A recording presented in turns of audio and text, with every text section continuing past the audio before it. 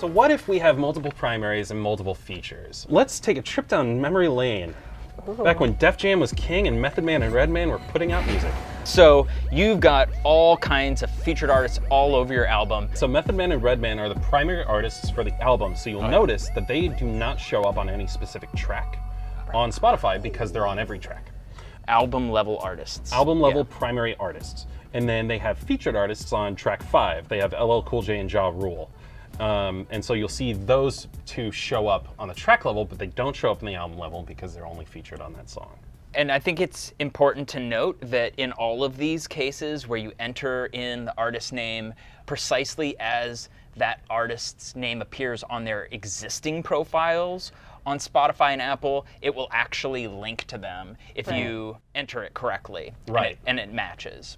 Now, do featured artists, do they show up as appears on in Spotify? Yes. So that's a distinction as well. Primary artists, like this release would show up under albums for both Method Man and Redman. For LL Cool J, it would show up under his appears on.